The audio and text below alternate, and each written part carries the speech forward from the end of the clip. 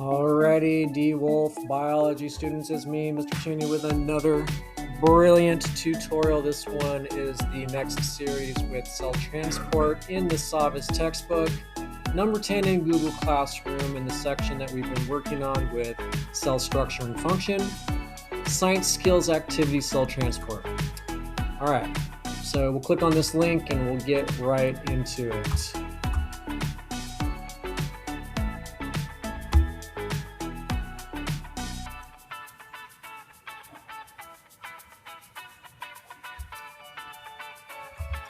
So usually these specialized skills labs, there's going to be a little bit more like data entry. So unlike the other one, osmosis, there was a lot of sliding of scales and matching of terms. But on this one, I think we're going to be needing to do some data. So let's see how this works. All right, so cell transport in plants, science skills activity in the Bio Savas Realized textbook. Part 1, salt in the soil. Happy Acres Farm was once a highly productive bean farm, but crop yields have been decreasing over the past few years. The farm owner noticed her plants looked water stressed, even though she was sure they were receiving enough water. In a few places with particularly noticeable bare spots, a white powder was seen on the soil. Looking to find out why, the farmer owner had the soil tested. The problem seemed to be salinization, or high salt content in the soil. Click on the magnifying glasses to learn more about the problem, then click Next.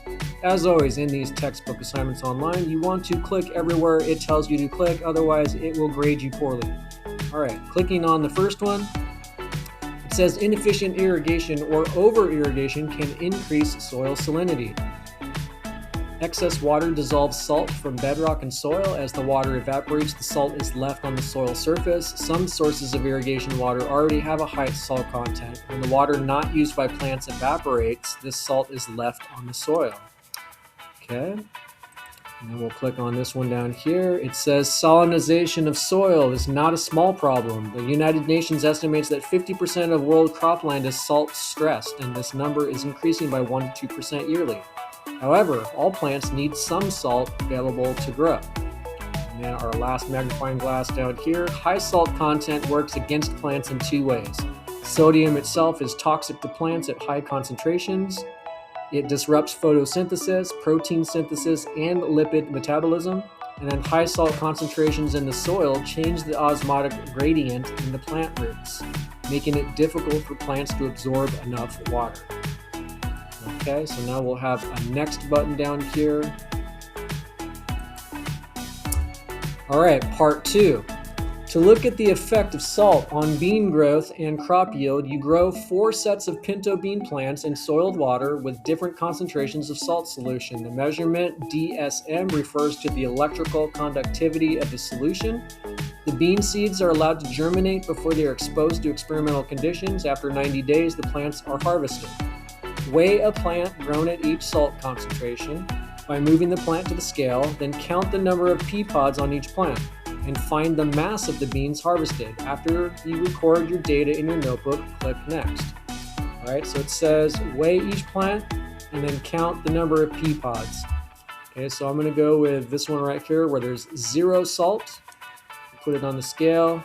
That's 18. So the whole plant mass for 0 is 18 grams. And then it says that I want to count the number of pods on there. So I see 1, 2, 3, 4, 5, 6, 7, 8, 9, 10. I see 11 actually.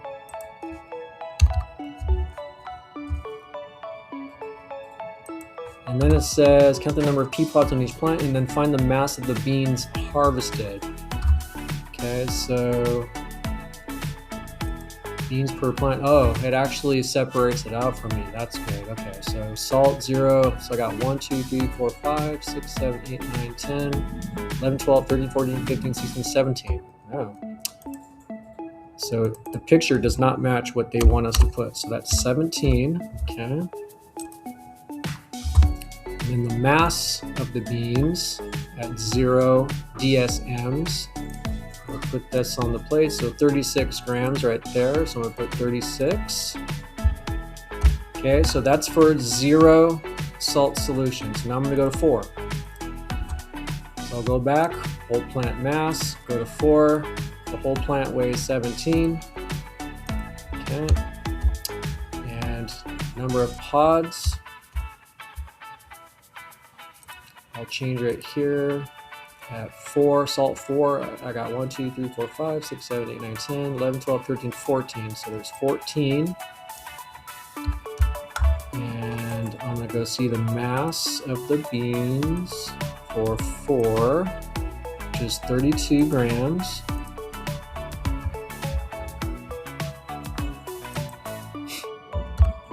Okay, now I've got solutions of 8 and 12 now to do. So I'm going to go to 8, whole plant mass, weight number 8, that's 11 grams. So notice the higher the salt concentration, the lower the weight is of the whole plant. And our number of pods seems to be diminishing as well. So let's see if that holds true here too. So I got 1, 2, 3, 4, 5, 6, 7, 8, 9. Okay, so that's getting lower as well. And then the mass of our beans is probably going to be lower too. 16 grams. So that was way lower because we doubled the salinity of the water. And then our last experiment is with a really, really high concentration of salt at 12. Our weight of our whole plant is 6. And we're going to do number of pods and the weight of the beans. So 1, 2, 3, 4, 5, 6, 7, 8. So I got 8 bean pods. And the mass of the beans is 10. Okay. So there's definitely a trend in each category. As you increase the salt, the plant mass, the whole plant mass diminishes from 0, 4, 8 to 12, so it does get lower. The number of pods gets lower. The mass of the beans gets lower. So all 3 things are affected by the concentration of salt. We'll go click on this next button right here. Part 3, salt-tolerant species. Due to the change in soil salinity at Happy Acres, the farm owner has decided that she will need to shift her crops to more salt-tolerant varieties. Some salt-tolerant species seem to have levels of the amino acid proline. Proline may help maintain the osmotic balance between the soil and roots. Click on the salt-sensitive and salt-resistant labels under the cells to see how the 2 root cells are affected by pure water and a 10% salt solution. Then answer the questions in your notebook. So I'll click on salt-sensitive.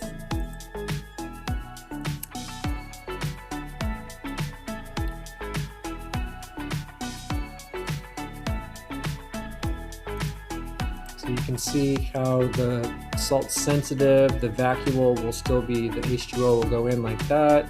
At 10%, looks a little different. If I do salt resistant, then that helps us keep the equilibrium of the water coming in versus the water going out. So salt sensitive means that your vacuole is actually getting less over here with the 10% salt solution. Okay, so you'll go into your notebook and answer the question based on your observations of those things. So one of the symptoms of high salt concentrations in soil is plants that appear dehydrated when they are receiving adequate water. How can you explain this phenomenon using what you observed in the root cells of the salt-sensitive plants? So based on these observations of equilibrium and salt solutions, you want to answer that question, and then you have, once you answer that question, you can turn it in. And that is the Science Skills Activity Cell Transport in Plants in the Savas Biology textbook. I will attach this to the assignment in Google Classroom as a tutorial, and I will see you back in class.